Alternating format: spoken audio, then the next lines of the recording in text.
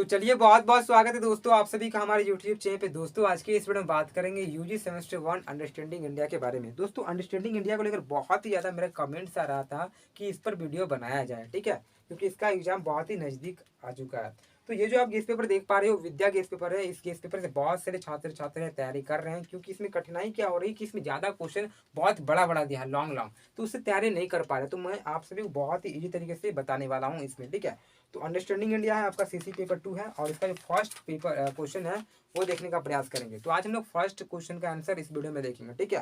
तो चलिए, क्वेश्चन यहाँ पे पूछा गया है कि भारत की स्थिति एवं विस्तार तथा पड़ोसी देशों के साथ सीमाओं की विवेचना करें। दोस्तों इस प्रश्न का उत्तर आज हम लोग देखने का प्रयास करेंगे, यानी कि भारत का स्थिति, यानी कि भारत कहाँ पे है, ठीक है, वो उसका क्षेत्रफल कितना बड़ा है, ठीक है, वो कितना बड़ा एरिया लेता है, उसका पड़ोसी देश कौन सा है, सारा देखेंगे हम लोग, ठीक है।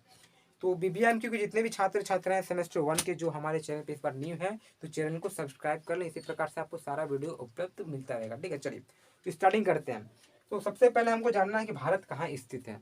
तो दोस्तों अगर हम लोग मैप में देखें तो वो पता चलेगा कि भारत कहाँ पे है। तो भारत जो है उत्तरी गोलार्ध में स्थित है। तो इस प्रकार से आप आंसर लिख सकते हो कि भारत जो है वो उत्तरी गोलार्ध में स्थित है। और ये प्रश्न में बहुत ही छोटी से हम लोग पढ़ते आ रहे हैं, ठीक है। नेक्स्ट जो आप पॉइंट लिख सकते हो बहुत ही अच्छे तरीके से, वो भारत का क्षेत्रफल, ठीक है। तो आप सभी को पता होना चाहिए दोस्तों कि भारत का जो क्षेत्रफल है वो 32,87,263 वर्ग किलोमीटर भारत का क्षेत्रफल है, ठीक है। तो आपको भारत के विषय में ही सिर्फ जानकारी लेना है। आज हम लोग देखेंगे भारत का जो जो भी एरियाज है, जो भी चीजें हैं उसको जानेंगे। तो भारत का क्षेत्रफल आपको पता चलेगा कितना है, 32,87,263 वर्ग किलोमीटर। इसको आप शॉर्ट में लिख सकते हो 32.8 लाख, ठीक है। चलिए नेक्स्ट हमारा है क्षेत्रफल। तो दोस्तों क्षेत्रफल के दृष्टिकोण से अगर बात कर सकते हैं तो भारत जो है वो विश्व का 7वां सबसे बड़ा देश है, ठीक है। और वर्ल्ड का सबसे, अगर नंबर 1 बात कर सकते हैं क्षेत्रफल की, तो एरियाज में अगर बात कर सकते हैं, क्षेत्रफल के दृष्टिकोण से बात करते हैं, तो सबसे बड़ा हो जाता है रूस, ठीक है। सबसे बड़ा एरिया किसके पास है, रूस के पास है, ठीक है। तो सबसे बड़ा रूस है। तो सबसे हम लोग अभी बात करेंगे अपना भारत के बारे में, ठीक है। तो भारत का जो क्षेत्रफल आता है इसी प्रकार से 7वां स्थान पर आता है, ठीक है। 7वां स्थान पर कौन, भारत आता है, ठीक है। चलिए आगे हम लोग जनसंख्या की बात कर लेते हैं। तो जनसंख्या के दृष्टिकोण से भारत जो है वो दूसरे नंबर में आता है। और जनसंख्या के सबसे पहले नंबर में बात करेंगे तो जनसंख्या के दृष्टिकोण से सबसे ज्यादा अगर जनसंख्या बात कर सकते हैं तो चीन का है, ठीक है। चीन के बाद दूसरे नंबर जो आता है वो आता है हमारा भारत। सॉरी दोस्तों, ठीक है, कौन आता है, भारत आता है। चलिए आगे हम लोग देखेंगे पूरा क्षेत्रफल अगर बात कर सकते तो वर्ल्ड का क्षेत्रफल, ठीक है। तो पूरे विश्व का क्षेत्रफल का भारत के पास कितने क्षेत्रफल है, तो भारत के पास है 2.42, ठीक है। आपको याद रखना है 2.42% जो क्षेत्रफल है वो भारत का है, ठीक है। पूरे विश्व का 2.42% क्षेत्रफल भारत का है, ये याद रखना है। चलिए अगर जनसंख्या की बात कर सकते हैं तो भारत तो यहाँ पे दूसरा नंबर में आता है। तो पूरा वर्ल्ड का अगर जनसंख्या लेंगे तो पूरा विश्व का जनसंख्या का 17.5% आपका आता है संपूर्ण जनसंख्या का, ठीक है। तो आपको ये चीज याद रखना है, क्षेत्रफल और यहाँ पे आपका जनसंख्या। तो जनसंख्या के दृष्टिकोण से बात कर सकते हैं तो भारत दूसरा नंबर में आएगा और 17.5% आता है, ठीक है। अब यहाँ पे क्षेत्रफल के दृष्टिकोण से बात करते हैं तो क्षेत्रफल के दृष्टिकोण से भारत 7वां स्थान आता है 2.42%, ठीक है। चलिए आगे बढ़ते हैं। अब यहाँ पे भारत का जो है उत्तर से दक्षिण की हम लोग देखेंगे, बात करेंगे कि उसका पूरा का पूरा हमारा क्षेत्रफल कितना है, और पूरब से पश्चिम भी देखने का प्रयास करेंगे। तो एक मैप के माध्यम से आपको यहाँ समझाने का मैं प्रयास करूंगा कि भारत का क्षेत्रफल कहाँ से कहाँ कितना से कितना तक है, ठीक है। ये रहा हमारा प्यारा सा भारत, और भारत का ये रहा हमारा मैप। तो अगर बात कर सकते हैं पूरब की पश्चिम, तो ये रहा पूरब, पश्चिम, उत्तर, दक्षिण। पूरब और पश्चिम की बात कर सकते हैं, यहाँ से यहाँ की अगर क्षेत्रफल की, ठीक है। तो यहाँ का जो एरिया आता है हमारा, ये एरिया आपका पड़ जाता है 2933, यानी कि 2,933 किलोमीटर ये आपका क्षेत्र पड़ जाता है पूरब से पश्चिम। और उत्तर से दक्षिण की बात कर सकते हैं दोस्तों, तो उत्तर से दक्षिण आपका पड़ता है 3214, यानी कि 3,214 किलोमीटर पूरा आपका उत्तर से दक्षिण का पूरा क्षेत्रफल पड़ जाता है, ठीक है। आप इस प्रकार से पड़ोसी देश को अगर देखना चाहते हो तो आप देख सकते हो, जैसे कि यहाँ पे आपका नेपाल पड़ जाता है। आप सभी को पता है यहाँ पे नेपाल है, भूटान है, चीन है। तो 3 तो मेरा यहीं पे हो गया, ठीक है, ठीक है। तो 3 देश हमारा पड़ोसी यहीं भी मिल गया। यहाँ पे आप देख सकते हो दोस्तों बांग्लादेश, ये भी हमारा पड़ोसी देश है, ठीक है। सबको जानकारी प्राप्त करना है। ये जो है हमारा बांग्लादेश, ये हमारा पड़ोसी देश है। फिर म्यांमार जो है जिसको बर्मा के नाम से हम लोग जानते हैं, ये भी हमारा पड़ोसी देश है।